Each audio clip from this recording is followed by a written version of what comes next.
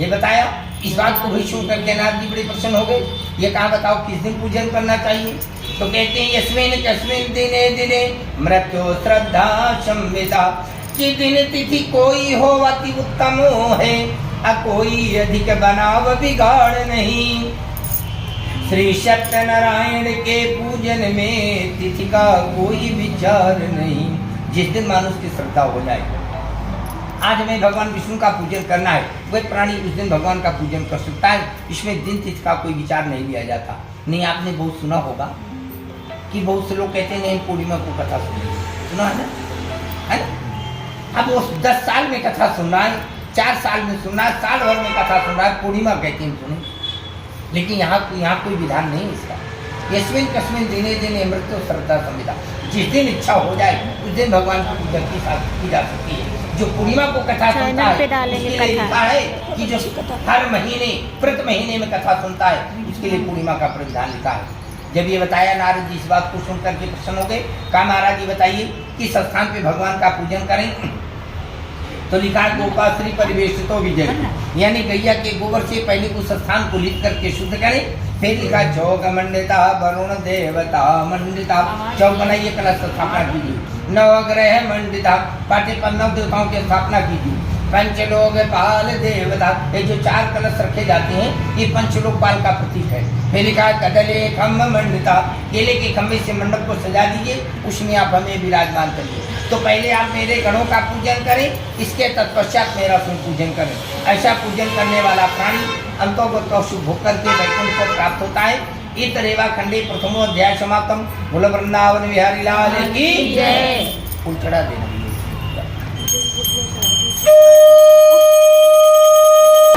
धारण किया और जाकर के रास्ते मिल गए। जब रास्ते मिल गए तो भगवान ने पूछा उसी भी प्रदेव से, यानी ब्राह्मण से, प्रदेव तुम्हारा क्या नाम है?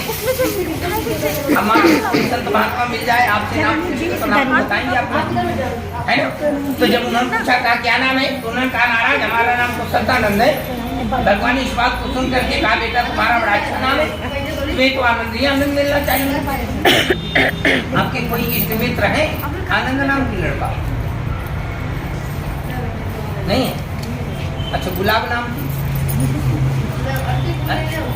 अच्छा नहीं, चलो कोई बात नहीं। मान लो किसी का आनंद नाम रख दिया यार, क्या उसको आनंद मिलता है? नहीं मिलता ना। मान लो इनका गुलाबिया नाम रखा दिया, फिर बताओ क्या होगा? मान लो चांदनी रखा दिया जाए तो क्या होगा? क्या चांदनी बन जाएगी? नहीं होगा। तो सतानंद रोक करके भगवान से कह रहे क्या कि कहने कर सपने हुआ ना आनंद मुझे, दुर्भाग्यहीन हूँ मैं इतना कि भोजन भी नहीं मिला मुझे। तुम्हारा आनंद किस बात? अरे आनंद उसे कहते हैं जानते हो, जो पेट भर भोजन कर लेता है और चैन की नींद सो जाता है। मैं अपने जीवन में पेट भर भोजन किया नहीं तो चैन की नींद है। सब आयु बीतने पर आई, पर भाग्य अभी तक सोता है। क्या करी महाराज, मैं अपने बाल बच्चों का पालन पोषण मात्र इच्छे के आटा द्वारा करता हूँ। भगवान इस बात को सुन करके कहा तब तो तुम बहुत दलित ब्राह्मण हो भाई, जो तुम पृथ्वी पर भिक्षे के लिए घूम रहे हो। शतनंद ने इस बात को सुन करके कहा कि ब्राह्मणोवत दलिद्रोहम भिक्षार्थम भ्रमये महिम। कहा महाराज आज मैं दलित न होता तो पृथ्वी पर भिक्षे के लिए क्यों घूमता? पर आप कुछ करो, कारण क्या तुम मेरी दरिद्रता का उपाय जानते हो? क्या तुम मेरी दरिद्रता का विनाश कर दोगे? भाई भगवान ने कहा तुम्हारी दरिद्रता का क्षणिक के विनाश कर देंगे। तो सतन ने क्या भगवान से कहा उपायम यदि जनासी कृपयम कथयम प्रभु।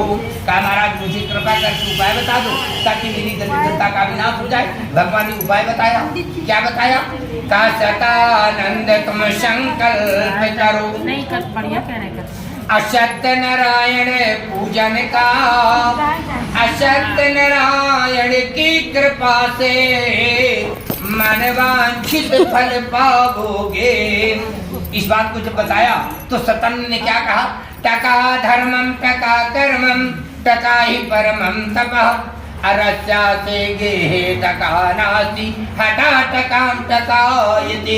कहा महाराज मेरे पास इस समय 1 टका पैसा नहीं है, न तो मैं भगवान का संकल्प ले सकता हूँ, न तो मैं भगवान का पूजन कर सकता हूँ। भगवान ने कहा नहीं नहीं नहीं, आज ही संकल्प लेना है, आज ही पूजा करना। अब मान लो तुम्हारी जेब में रुपया ना हो, अब कोई कह दे कि जबरदस्ती कह दे भैया आज ही पूजा करो, आप क्या करोगे? जब धन नहीं होगा तो कैसे पूजा होगी? लेकिन सतन ने कहा महाराज नहीं कर सकता क्योंकि मेरे पास इसमें 1 टका पैसा नहीं है। भगवान ने कहा ये बताओ तुम क्या कहा रहे हो? कहा मैं तो भिक्षे के लिए जा रहा हूँ। भगवान ने कहा जो वहां से धन मिल जाए तुम भगवान का पूजन कर लेना। बोले कदापि नहीं महाराज, क्यों? मैं अपने बच्चों को आज दे के गया था कि मैं जा रहा हूँ भिक्षे के लिए, जो वहां से धन आएगा मैं तुम्हें तुम्हारे लिए भोजन के लिए लेके आऊंगा, अब उसको लेकर के मैं क्रय विक्रय करके भगवान का पूजन कर दूंगा तो मेरे बाल बच्चे मुंह को नहीं बैठे नहीं कर सकता। तो सतन ने कहा, वो भगवान ने कहा फिर क्या करोगे? कहा चलिए बताओ आप इतना पूछ क्यों रहे हो, कारण क्या है हमारा? है तुम मेरी दरिद्रता का विनाश भी बता रहे हो कि हम कर देंगे, सब कुछ कर देंगे, लेकिन महाराज ऐसा हो नहीं सकता। भगवान ने कहा एक बात पूछे महाराज। सतन ने भगवान से कहा पूछो बेटा। कहा महाराज आपकी उम्र क्या है? भगवान ने हंस करके कह दिया बेटा मेरी उम्र तो 80 वर्ष की हो चुकी है। भगवान ने कहा, तो सतन ने कहा महाराज यही तो बात है, जब आदमी 60 वर्ष का हो जाता है ना वो सठिया जाता है। आप तो 80 वर्ष के हो चुके हैं, इसलिए आपके कल काम दे नहीं रही। टका धर्मम टका कर्मम टका ही परमम तब का मैंने आपको बता दिया मेरे पास 1 टका पैसा नहीं, फिर भी कह रहे संकल्प करो भगवान का पूजन करो। शतन ने भगवान को बैठाया, अब भगवान को बैठा करके समझा रहे हैं। क्या कह रहे हैं? कहे अपूत तो कपूत भये, अपैसा बिनु पिता कहे मेरो दुखदाई है। अपैसा बिनु चचा कहे कौन को भतीजा कहे, अपैसा बिनु सास कहे कौन को जमाई है। अपैसा बिनु औरत कहे, है ना, ध्यान देना। सकिल बैठो देहरी ते, अपैसा बिनु सैया बैठे रोई रोटी खाई है।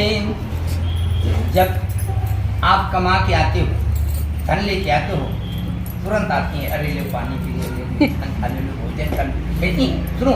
आज जिस दिन आप धन लेके नहीं आओगे ये कहेंगे चलो बाहर बैठो, दिन भर घूमते रहो टहलते रहो गप्पे लड़ाते रहो, चलो बाहर बैठ जाओ। है क्यों? अग्नि के सामने 7 फेरे लेने वाली पत्नी जब धन लेके जाते हैं वही प्रेम से बैठाती है, भोजन कराती है, पानी पिलाती है। जिस समय मैं धन लेके नहीं जाता मुझे भी गेट के बाहर बैठा देती है। ये शास्त्र का प्रमाण है बेटा। जब सतन ने भगवान को बताया तो भगवान इस बात को सुन करके कहा तुम सत्य कह रहे हो बेटा, लेकिन जहाँ जा जाओ लेकिन कारण परंतु किंतु लग जाए वहां मामला रुक जाता है। इन्होंने कहा लेकिन क्या बताओ? कहा जो वहां से तुम्हें धन मिल जाए तुम भगवान का पूजन कर। बोले कदापि नहीं, लेकिन हाँ एक काम फिर करूंगा। सतन ने कहा बता दिया।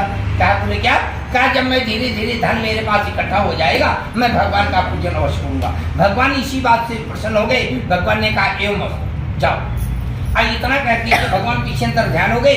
शतन देव बूढ़ी माँ के दरवाजे पर जाते हैं और आवाज लगाते हैं, कहते हैं क्या कि अरे माँ तू अब मोहि दे अचुटकी एक पिसान, अब भूखा हूँ दिन 4 का डार भौरिया खान।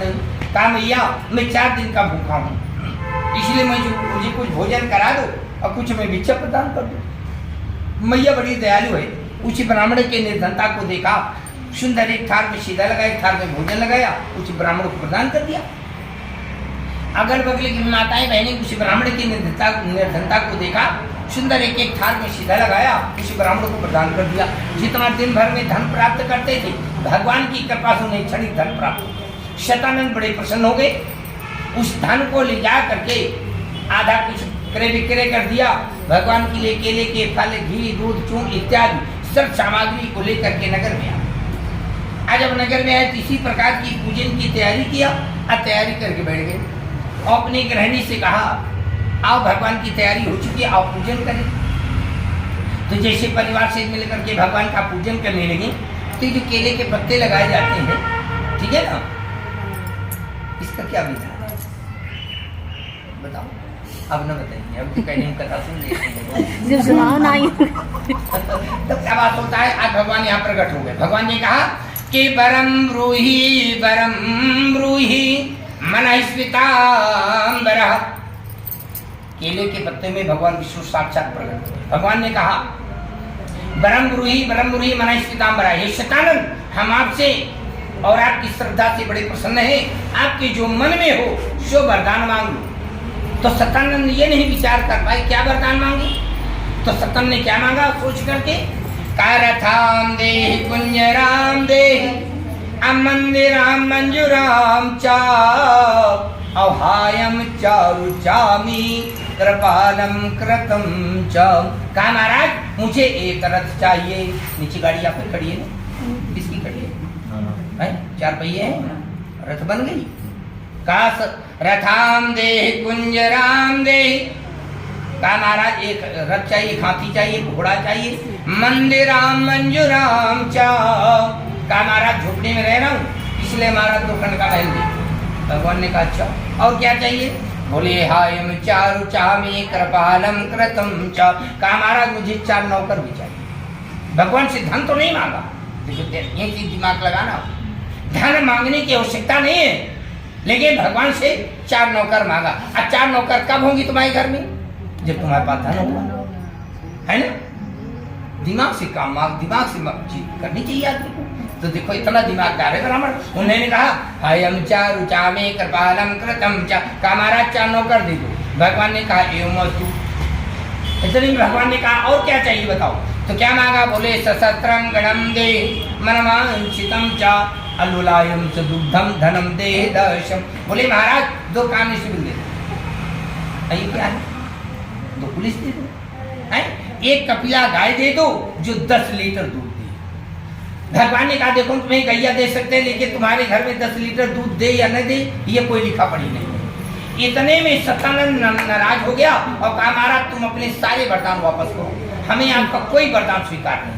क्यों? जब 1 लीटर 10 लीटर वाली गैया तुम्हें वरदान में नहीं दे सके, ये सारा धन वैभव किस काम का?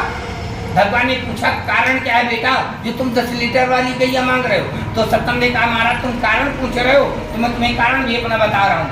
बोले हम 2, जोड़ना जोर से बोलना, ठीक है? बोले हम 2 हमारे बच्चे, कितना हुआ? 4। बोले हायम चारु चामे कृपालम कृतम चा। कहा महाराज 4 नौकर भी घर में, कितने हो गए? 8। बोले सशस्त्रम गणम दे। 2 हमारे घर में गार्ड है महाराज, कितने घर में हो गए? 10 लीटर वाली गैया प्रदान कर दो महाराज, हमें आपका वरदान स्वीकार है, अन्यथा आपका वरदान स्वीकार नहीं है। भगवान ने इस बात को सुन करके कहा एवं हम तुम्हें वरदान देते हैं। भगवान इतना वरदान देकर के अंतर ध्यान हो गए। आज ये सतानंद अपने परिवार से मिल करके भगवान का पूजन करते हैं। कैसे कि स्वजन कुटुंबी साथ ले करी पूजन संविधान, रमा रमन की कृपा से विप्र हुआ धनवान। अब वह ब्राह्मण धनवान बन गया तो क्या करने लगा?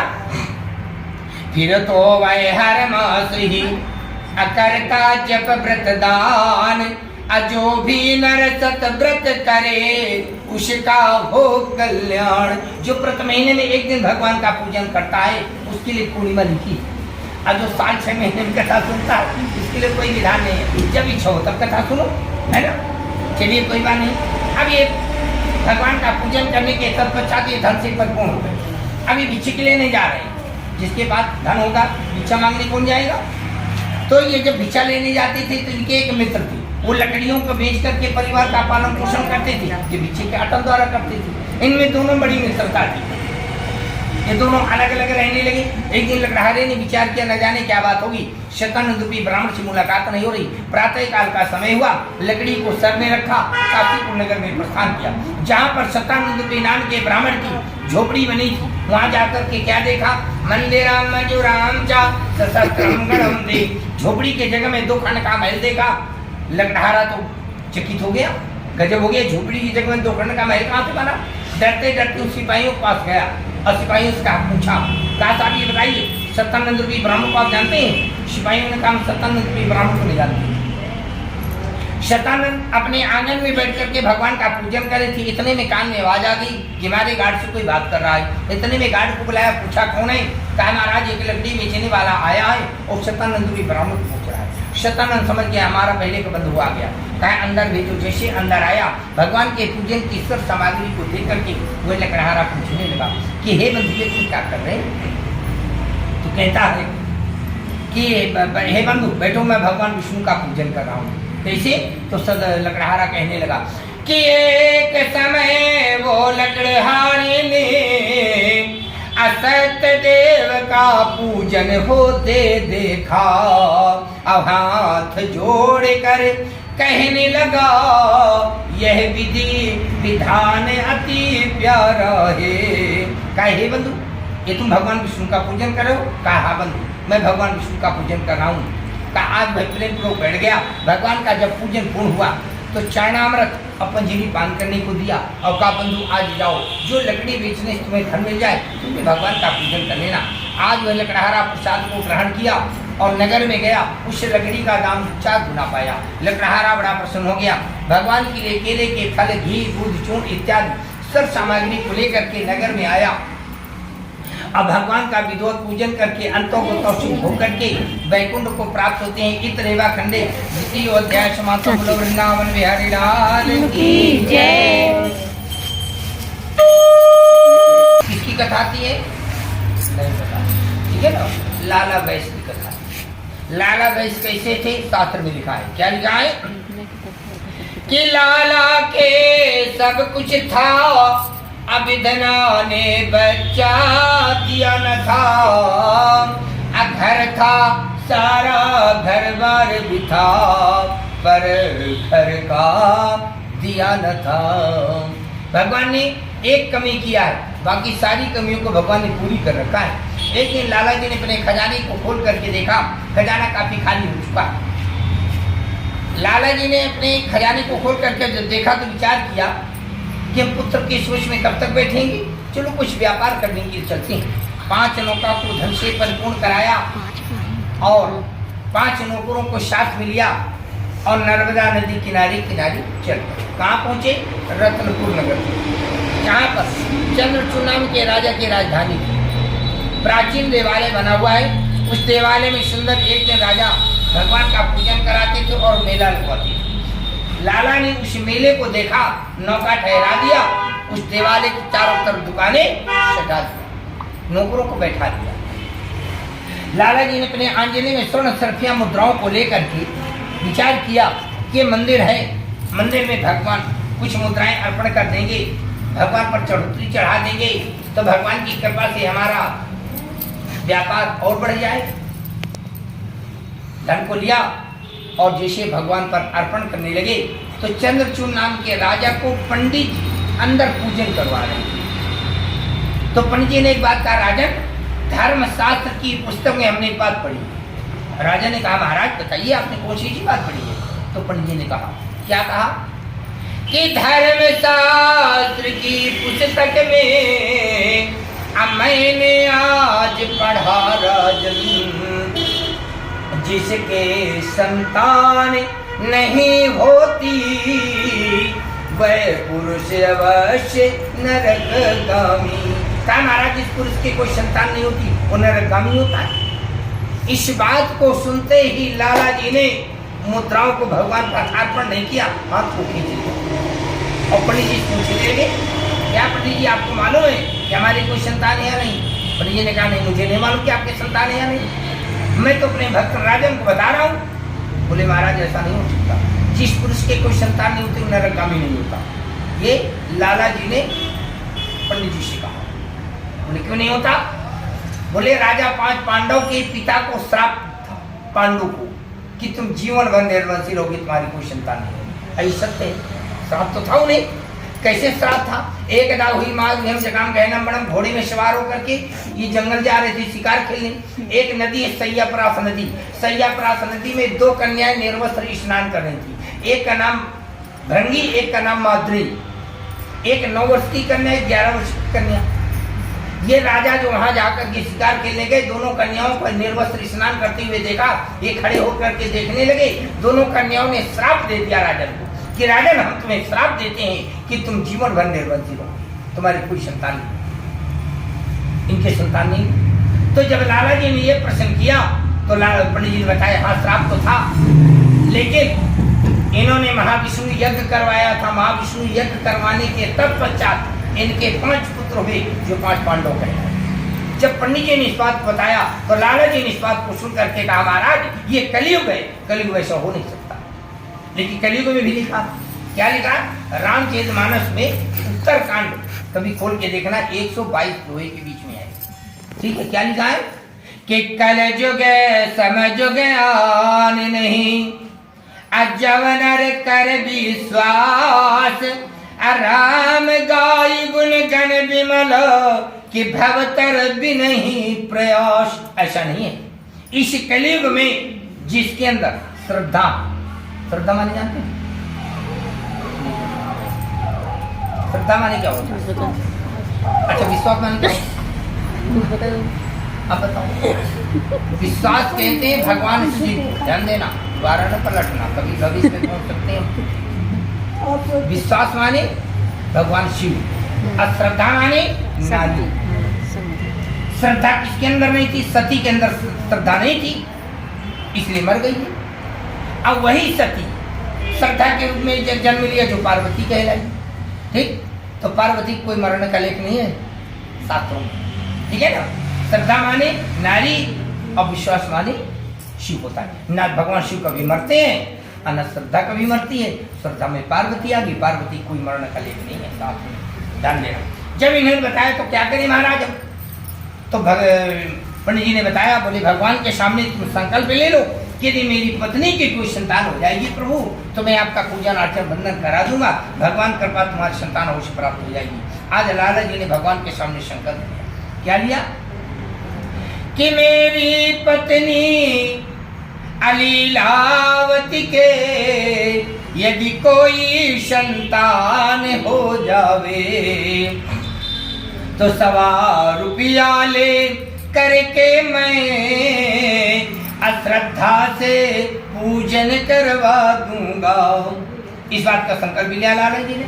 अब व्यापार से निवृत्त होकर के अपने नगर में आए। पुत्र प्राप्ति का शुभ समाचार अपनी पत्नी लीलावती को सुनाया।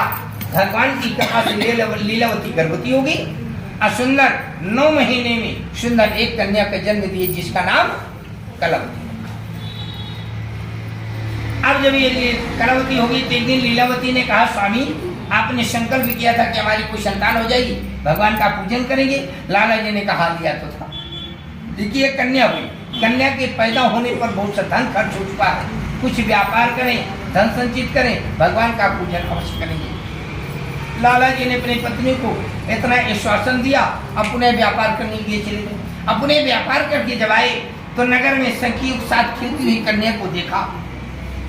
एक दूत को बुलाया, कहा देखो हमारी कन्या जो है विवाह की योग हो चुकी है, इसके लिए सुंदर एक बड़ी पुत्र ले आओ। एक दूत कंचनपुर नगर गया, कंचनपुर नगर में जाकर के सुंदर एक बड़ी पुत्र ले आए। बड़ी पुत्र को ला करके उस कन्या का पानी ग्रहण संस्कार कराया और अपने दामाद को लेकर के प्रेम पूर्वक नगर में रहने लगे। एक दिन लाला जी ने कहा, बेटा नगर में कब तक रहेंगे, चलो कुछ व्यापार करने के लिए चलते हैं। आज अपने दामाद को लेकर के पुणे व्यापार करने के लिए चल पड़े। पुणे रतनपुर नगर पहुंची, लेकिन उस दिन कोई पूजन कोई मेला नहीं था। तो पहली यात्रा की जाती थी सूर्योदय तक, जहाँ सूरज हो जाता था वहीं डेरा डाल दिया जाता था। सूरज हो गया, डेरा डाल दिया। चंद्रचूड़ नाम के राजा के यहाँ 2 चोर राजा का धन चुरा करके भागे जा रहे थे। राजा के 2 सिपाही उन चोरों के पीछे जा रहे थे। चोरों ने पीछे मुड़ करके देखा, 2 सिपाही आ रहे हैं, इस धन को देखेंगे, बड़े दंडे नहीं करेंगे। तो जहाँ पर ये ससुर दामाद दोनों ठहरे थे, चोरों ने चुपचाप धन को छिपा दिया वहीं, और चोर भाग गए। अब 2 सिपाही आए, धन को देखा, इन दोनों बड़े पुत्रों को पकड़ लिया और इनको ले जाकर के राजस्व में खड़ा कर दिया। बोले सरकार हम 2 चोर पकड़ के लाए, आप आज्ञा दो। राजा ने पूछा नहीं चोर है या नहीं, राजा ने कहा इनको दोनों को कारागार में बंद कर दिया जा, बंद कर दिया। इधर जो लीलावती और कलावती है, इनके यहाँ जो धन रखा था उसे भी चोर चुरा के ले गए। भूख प्यास से बेचैन होकर के आत्मा तड़प रही है। नगर में एक एक टुकड़ा रोटी मांग रही पर कोई दे नहीं रहा। सायंकालीन का समय, तीसरा दिन है।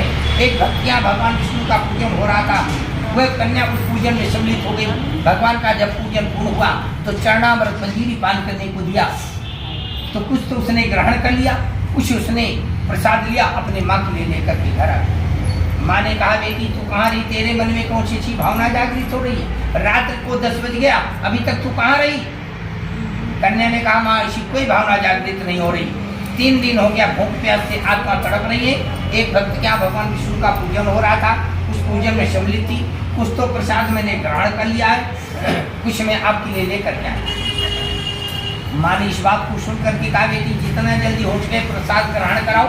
जैसे प्रसाद ग्रहण किया, मति बदल गई और कहा, बेटी तुम भी प्रातःकाल भगवान की पूजन की तैयारी करो।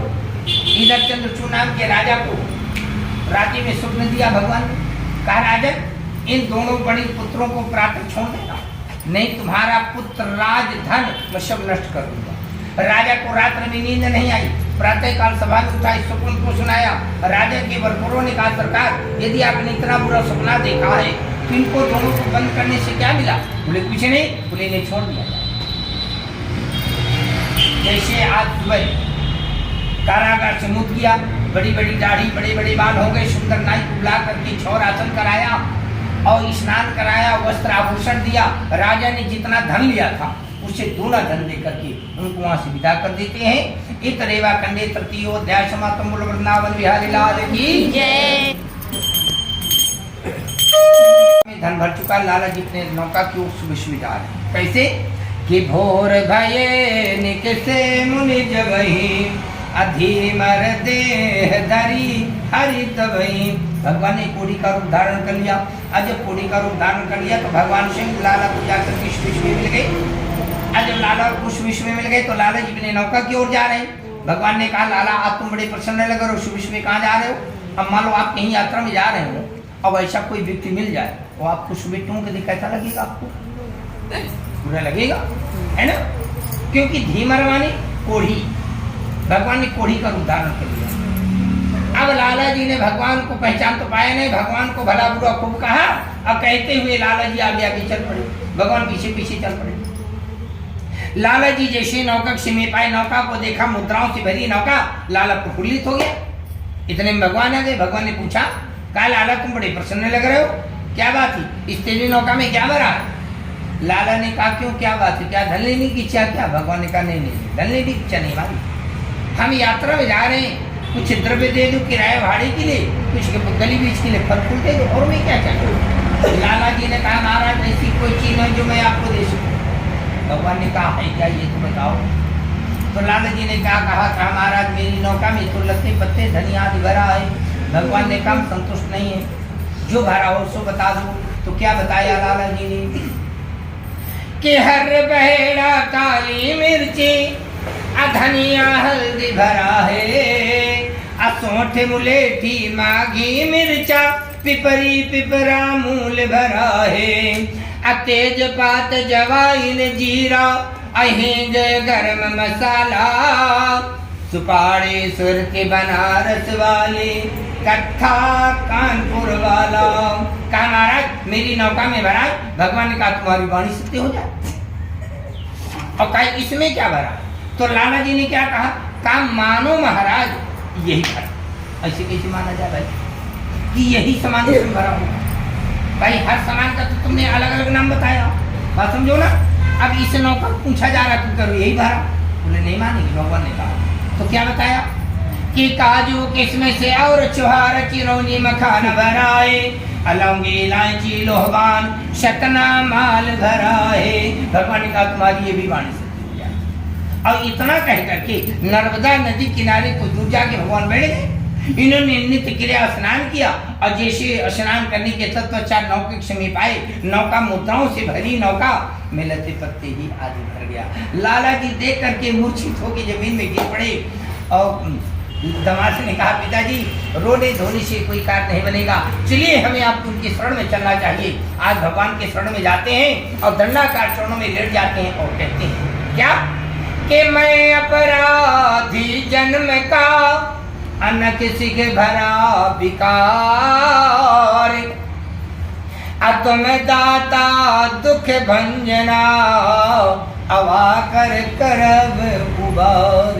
कहा महाराज मेरे अपराध को क्षमा कर दो, त्राय नाम शरणागतम, त्राय नाम शरणागतम। भगवान ने कहा बेटा ये जो तुम्हें आज बार बार दुख प्राप्त हो रहा है ना, जानते हो क्यों हो रहा है? ये मेरे कारण हो रहा है। भगवान ने अपना कारण स्वयं प्रकट कर दिया। अब मान लो कोई व्यक्ति, मान लो हम आप कहीं रास्ते में जा रहे हो, अब मान लो कहीं किसी की चोट लग जाए, अब कोई व्यक्ति अचानक वहाँ आ जाए, अब पूछे बेटा क्या हुआ? अरे महाराज चोट लग गई है। कोई कह दे कि भैया ये हमारे द्वारा हुआ है, तो आप क्या समझोगी? है कौन? सोचोगे है कि तुम आप है कौन कि आपके द्वारा में चोट लग गई? लेकिन लाला जी समझ गए। लाला जी ने कहा कि मैंने तो निश्चय जान लिया क्या कि लीलाधर भेष बनाए हो, भक्तों पे कृपा करने के लिए भगवान स्वयं ही आए हो। अरे कहा प्रभु मैं पहचान लिया आप लीला पुरुषोत्तम नारायण भगवान विष्णु हैं। त्राहि माम शरणागतम, त्राहि माम शरणागतम। कहा प्रभु मेरे अपराध को क्षमा कर दो, अब मेरी नौका में पहले के समान धन भर दो। क्या कि धन से पूर्ण नाव भर, अनिज मन बैस विचार, अकरूं सुव्रत सत देव का, पूजन भली प्रकार। कहा महाराज मेरी नौका में पहले के समान धन भर दोगे, मैं आपका पूजन अवश्य करूंगा। भगवान इसी बात से प्रसन्न हो गए। दोनों मुट्ठी बंद की थी, दोनों मुट्ठी खोल दी, नौका में धन भर गया। नौका बढ़ाई, नगर निकट आ गए। आज हम नगर निकट आ गए तो एक दूसरे से कहा जाओ मेरी पत्नी लीलावती को बता दो कि साधु नाम के वैश्य अपने दामाद से 12 वर्ष बाद नगर निकट आ चुके हैं। लीलावती और कलावती मिलकर उसी समय भगवान का पूजन करी थी। आज जब पूजन करी थी तो दूत आ गया, कहा लीलावती के जय जयकार हो, साधु नाम के वैश्य अपने दामाद से 12 वर्ष बाद नगर निकट आ चुके हैं। इस बात को सुनकर के लीलावती ने कहा बेटी तुम इस कार्य को पूर्ण करके आना, मैं अपने पति के दर्शन के लिए जाती। कन्या के मन में विचार आया पति आपके हैं, पति तो हमारे भी साथ हैं। उसने भी अपने कार्य को पहले विराम दिया और माँ से पहले पति के दर्शन के लिए पहुंच गई। नर्मदा नदी में नौका चली, वो नौका पानी में डूब गई। वह कन्या अपने पति को ना देख करके रोती हुई जमीन में गिर गई। इतने में लाला जी आ गए। लाला जी ने कहा महाराज मुझसे या मेरे परिवार से कौन सी ऐसी भूल हो गई है जो आपने मेरे दिमाग को आदर्श कर दिया? आकाशवाणी हो गई, हे साधु तेरी कन्या मेरे प्रसाद को त्याग करके आई है, इसीलिए इसका पति आदर्श हुआ है। यह कन्या अपने घर को जाए, भगवान का पूजन पूर्ण करके आवेगी, चरणामृत पंजीरी पान करके आवेगी, इसका पति अवश्य मिल जाएगा। आज वह कन्या रोती हुई घर को आई, भगवान का पूजन पूर्ण किया, अवा करके चरणामृत ग्रहण किया, अवा करके अपने पति के प्रेम पूर्वक दर्शन किया। दर्शन करने के तत्पश्चात भगवान का विधिवत पूजन करके अंतों को तौसित होकर के वैकुंठ को प्राप्त होते हैं। ये तो रेवा खंडे चतुर्थो अध्याय समाप्त। वृंदावन बिहारी लाल की जय। राजा लेन तुंगत ध्वजराम की कथा थी, ठीक है ना, जिसके 100 पुत्र, कितने 100। राजा बड़ा ईमानी है, राजा अपने राज्य में किसी भी प्रजा को इस्तेमाल करने नहीं देता। एक दिन राजा ने अपने राज्य में ऐलान करवाया। कैसा ऐलान करवाता है कि मैं राजा हूँ, मैं ईश्वर हूँ, ये सबको कहना होगा, जो मेरा कहा न मानेगा उसको जेलों में रहना होगा। राजा ने अपने राज्य में ऐलान करवा दिया मैं ही राजा हूँ, मैं ईश्वर हूँ। ईश्वरवान क्या होता? ईश्वरवान भगवान। बड़े बड़े संत महात्माओं ने जब इस बात को सुना कि राजा राजा तो बन सकता है लेकिन राजा ईश्वर नहीं बन सकता है, इसका विरोध किया, तो राजा जानता था कि हमारा विरोध होगा, उसने पहले संविधान लागू कर दिया। क्या कि जो मेरा कहा न मानेगा उसको जेलों में रहना होगा। न मानो भगवान, नहीं मानते हो तो मैं तुम्हें जेल में बंद करा दूंगा, और जब जेल से बचना है तो हम भगवान मानो। राजा ने कहा, बड़े बड़े संत महात्माओं ने कहा भैया राजा ही भगवान है, वह ज्यादा ठीक है ना। इतना जब कहा और ऐलान करवाया, राजा ने अपने रानी को लिया, 100 पुत्रों को लिया, अब देश भ्रमण करने के लिए निकल गया। इधर ग्वाल वालों को जानकारी भी राजा नहीं है, ग्वाल वाले अपनी गायों को ले जा करके जंगल में स्वयं चराने लगे। ग्वाल वालों ने विचार किया कि राजा नहीं है, चलो जंगल में गईयां चर रही, चलो भगवान का पूजन क्यों न करें। तो भगवान का पूजन करने लगे वहाँ।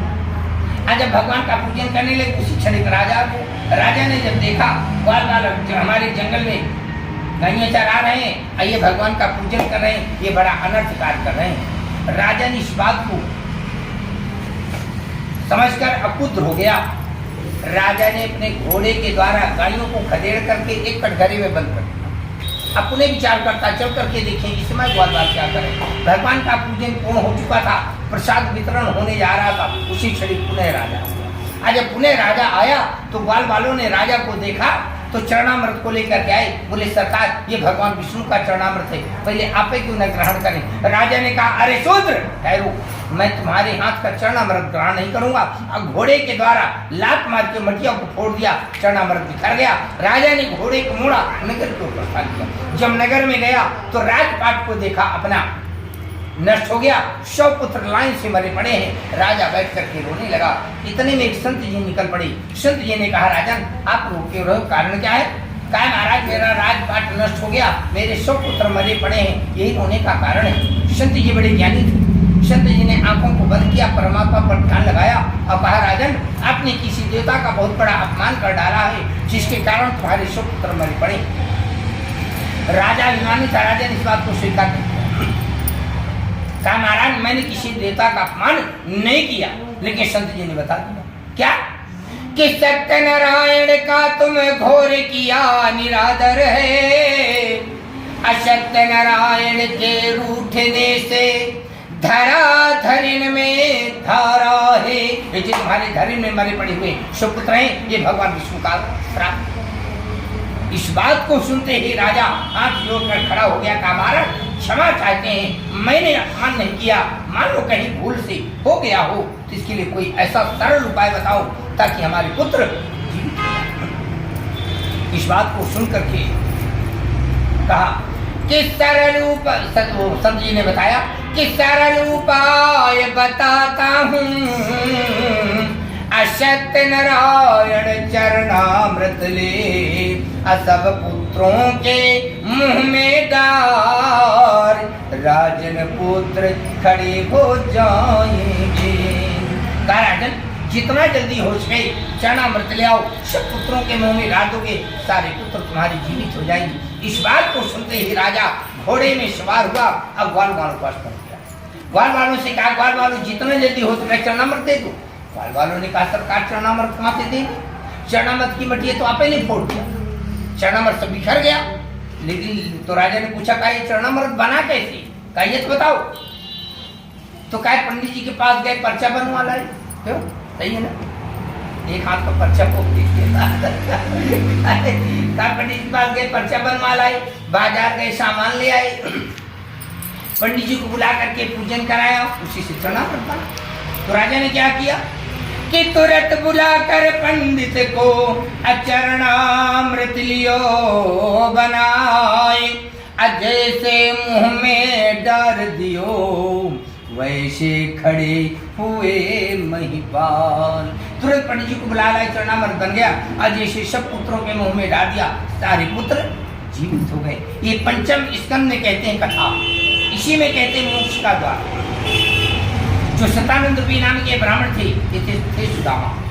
ठीक है, सुदामा का उद्धार किसके द्वारा हुआ था, भगवान श्री कृष्ण के द्वारा। जो चंद्रचूड़ नाम के राजा थे, ये राजा दशरथ हुए। राजा दशरथ का उद्धार किसके द्वारा हुआ, प्रभु श्री राम के द्वारा। जो साधु नाम के वैश्य थे, ये दूसरे जन्म में मूर्धध्वज हुए। मूर्धध्वज को भी श्राप मिला था कि जब तक तुम अपने पुत्र को आरे से नहीं चीरोगे तब तक तुम्हें मोक्ष नहीं मिलेगा। इन्होंने अपने पुत्र को आरे से चीर करके मोक्ष को प्राप्त किया था। जो मूर्धध्वज आज भी काशी बनारस में विद्यमान है, उसी के हाथ की अग्नि जलाई हुई आज भी चल रही है, वो कभी जीवन में बंद नहीं होगी। वही मूर्धध्वज। दूसरा बड़ी साठ में होता है तीसरे में जो लकड़हारा था, इसने दूसरे जन्म में आर्किटेक्ट बना। आर्किटेक्ट बन जाते हैं बहेलिया। बहेलिया को भी भगवान ने श्राप दे दिया। क्या श्राप दिया था कि जब तक तुम 4 पैर की चिड़िया अपने माया के जाल में नहीं फंसाओगे तब तक तुम्हें मोक्ष नहीं। अब ये बताओ 4 पर की चिड़िया देखो। चलो ये कम से कम 2-3 घंटे की कथा, लेकिन तुम्हें 1 मिनट बताएंगे, ज्यादा विस्तार नहीं लेंगे इसका। ये 4 पैर की चिड़िया, इसने माया जाल दाना डाल दिया, जाल डाल दिया। अब सुबह से शाम हो गई, 2 पैर की चिड़िया फंसने लगी, इसने सबको उड़ाना शुरू कर दिया। दूसरे दिन फिर आया, दाना डाला, जाल डाला, सुबह से शाम हो गई, एक भी चिड़िया नहीं फंसी, क्योंकि भगवान की माया। अब जब चिड़िया कोई नहीं फंसी तो बैठ करके रोने लगा। क्या रोता है? कीन अपराध कौन गति होई, अब विविध विपिन सोच कर सोई। कहता है हे प्रभु, मैंने बड़े बड़े अपराध कर डाला है, अब हमारी क्या गति होगी। जैसे रो रहा था तो भगवान अपने भक्त के करुण कंदन को सहन नहीं कर पाए। भगवान स्वयं 4 पैर की चिड़िया बनकर कितनी माया जाल फंस गए। आज जब फंस गए तो जैसे देखा एक चिड़िया फंस गई, ये दौड़ करके रोते हुए आंसू को पूछते हुए जैसे पहुंचा तो क्या लगाया कि करतल होहि अपदार्थ चारी, अते शिवराम कहो कमारी। जैसे अपने कर्मा ने हाथ अपने कर्मों से जैसे उस चिड़िया को स्पर्श किया, भगवान नारायण प्रकट हो गए। जैसे नारायण प्रकट हुए, गले में ऐसे हाथ लगाया, जरा से दाबा, राम नाम सत्य हो गया, इसका भी उतार हो गया। 2 घंटे की कथा है, ठीक है ना। चलिए कोई बात नहीं। अब जो तुंगा ध्वज नाम का राजा है, दूसरे जन्म में मनोशत्रुपा हुए। मनोशत्रुपा के वंश में ध्रुव नाम का बालक उत्पन्न हुआ। ये 5 वर्ष का बालक है। ये 5 वर्ष का बालक, इसका विद्यालय में नाम लिखा दिया गया। विद्यालय में पढ़ रहा था।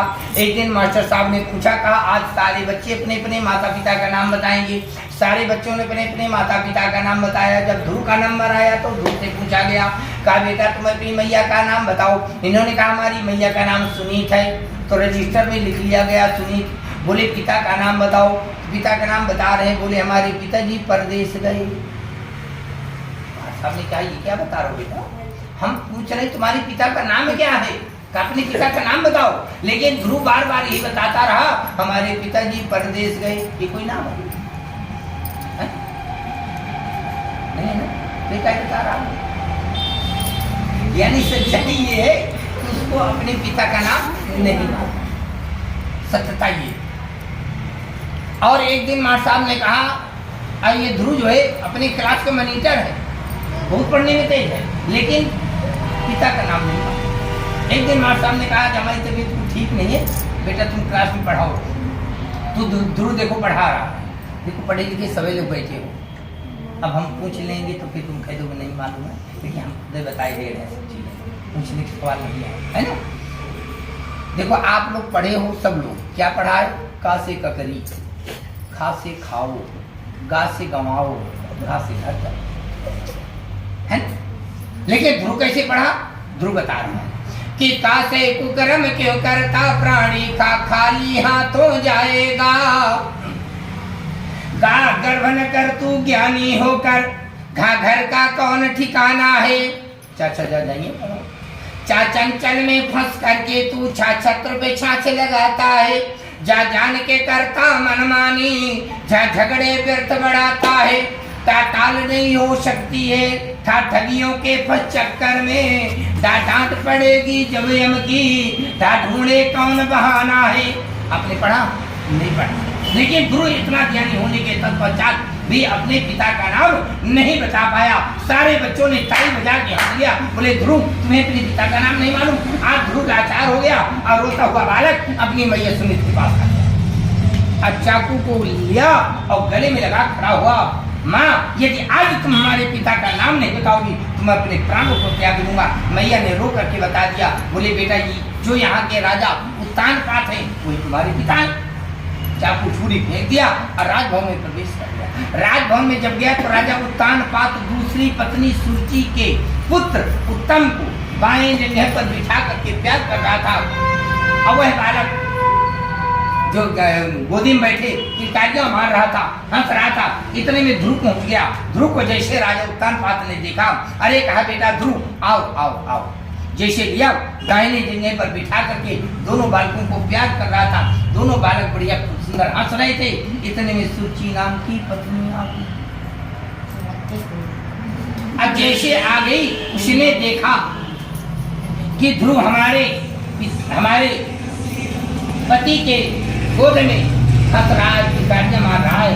जानते क्या कहा कि रे मंदो अभागे यदि तूने थोड़ा सा भजन किया होता, उत्तम के बदले तू ही क्यों मेरी जठर से जन्म लिया होता। अरे नीच, तुम्हें पिता की गोद में बैठने का कोई अधिकार नहीं प्राप्त हो रहा। उस सुरुचि ने ध्रुव को नीचे हाथ पकड़ के उतार लिया और 2 थप्पड़ मारा और कहा बैठन को नप गोद में लिखा हो तो कर्म, तो काहे सुनीत के जठर ते काहे लेते वो जन्म। अरे कहा तुम्हें पिता की गोद में बैठना था तो सुनीत के जठर से क्यों जन्म लिया? अरे जन्म लेना था हमारी जठर से जन्म लिया होता, तुम्हें पिता की गोद मिल जाती, अन्यथा तुम्हें पिता की गोद कराप नहीं मिल सकती। और 2 थप्पड़ और मारा। कितने हो गए? 4। और कहा भाग जाओ, आज के बाद इस राजभवन में कदम मत रख देना। रोता हुआ बालक जंगल की ओर प्रस्थान किया। रास्ते में नारद जी मिल गए। नारद जी ने उस बालक को रोते हुए देखा तो पूछा, कहा बताओ बेटा तुम क्यों रो रहे हो? तो ध्रुव कह रहा है कि किसी के गले का मैं हार वो हूँ, जो अपमान से जो उतार गया हूँ। नारद ने पूछा बेटा किसके गले का हार बने, क्यों बने? तुम्हारा अपमान किसने किया और क्यों किया? तो ध्रुव कहता है कि किया था प्रलोभन पिता प्रेम का जब, तो मौसी के वाक्यों से साला गया हूँ। क्या करूँ महाराज? पिता के प्रलोभन में, माँ तो मैं तो पिता से मिलने गया था, पिता ने हमको बड़े हाव भाव से लिया, लेकिन इतने में मौसी आ गई, मौसी ने हमको मारा। ध्रुव ने नारद को बताया। नारद ने इस बात को सुन करके कहा बेटा मौसी ने तुमको मारा इसलिए तुम रो रहे हो। अरे कहा महाराज मुझे मौसी के मारने का दुख नहीं है, मुझे दुख इस बात का है कि मैं पिता की गोद में बैठा था, पिताजी मौसी ने हमको मारा, पिताजी हमारे खामोश बैठे रहे, दुख मुझे इस बात का है। पिताजी हमारे इतने बड़े स्त्रीण हो चुके हैं, इतने बड़े स्त्रीण। कहा महाराज मैं आपसे कुछ कह नहीं सकता। जानते हो स्त्रीण माने क्या होता है? नहीं पता? अरे अब तो समझ जाओ। स्त्रीण माने कहते हैं जो पत्नी का गुलाम होता है उसे स्त्रीण कहते हैं। काय हमारे पिताजी इतने बड़े स्त्रीण, इतने बड़े पत्नी के गुलाम है कि हमारी जब मौसी सम्मुख आती है तो राजा के सामने खड़ी हो जाती है। यदि भ्रगुटी ऊपर कर, जैसे भ्रगुटी जानते हो? हाँ बोला करो, डरते किस बात हो यार? हम तुम्हारे पक्ष में, तुम कहते हो नहीं, जोर से बोला करो। भ्रगुटी कहते हैं भौं।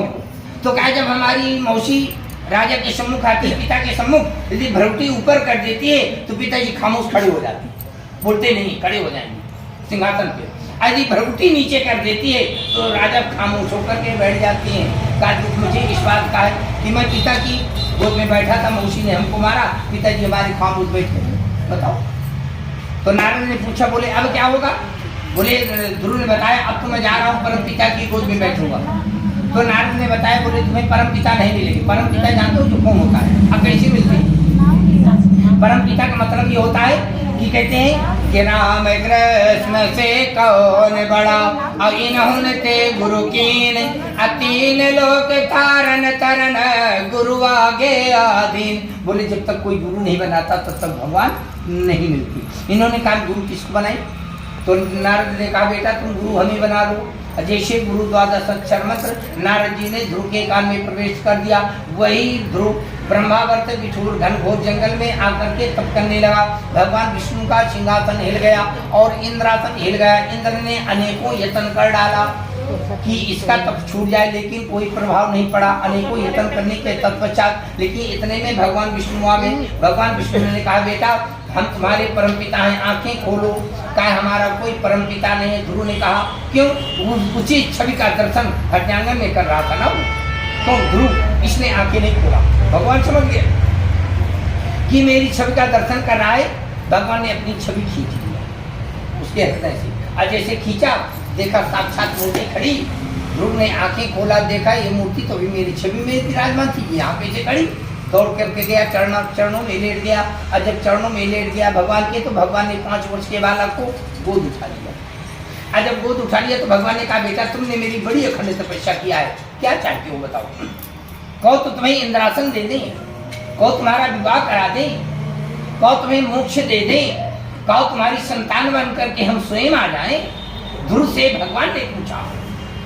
इस बात को सुन करके ध्रुव लाचार हो गया और कहने लगा, पिताजी आप मैं अपने गोद से उठा दो।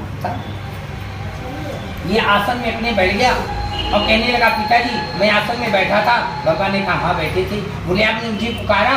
बोले हाँ बेटा हमने बुलाया। बोले मैं आपके चरणों में लेटा था। भगवान ने कहा, हाँ बेटा मेरे चरणों में लेटे थे। बोले पिताजी आपने मुझे गोद लिया? भगवान ने कहा, हाँ बेटा हमने तुम्हें गोद ले लिया। तो ध्रुव ने पूछा, क्या ये बताओ तुमने मुझे क्या समझ के गोद लिए, पहले ये बताओ। भगवान ने कहा, बेटा हमने तुम्हें अपना पुत्र मान लिया और गोद ले लिया। तो कहा, पिताजी जब आपने मुझे पुत्र मान के गोद ले लिया है, तो तुम्हारी संपत्ति का तो अधिकार मुझे मिल चुका, तुम्हारे पास बचा तुम क्या दो?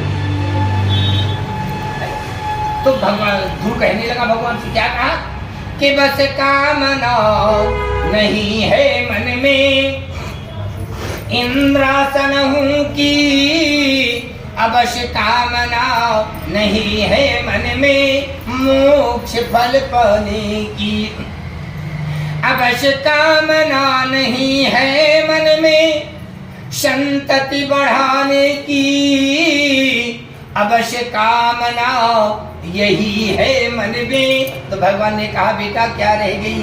का वृंदावन वास करूं अवश्य कामना यही है मन में, कि राधे राधे जपा करूं, बस और कोई कामना नहीं। भगवान की इस बात को सुन करके भगवान ने ध्रुव को 3 वरदान दिया। पहला वरदान इस भूमंडल का, मृत्युलोक का 36,000 वर्ष का अखंड राज का पहला वरदान ध्रुव को प्राप्त। दूसरा वरदान भगवान ने दिया है, उत्तर दिशा में ध्रुव तारा के नाम से विख्यात होगी, वही ध्रुव है जो उत्तर दिशा में देखा जाता है। तीसरा वरदान भगवान ने दिया है कि मरने वाले प्राणी को 7 दिन पहले तुम्हारा दर्शन बंद हो जाए। नित्य प्रतिदिन सुबह आप उठो, आज ध्रुव के दर्शन करो।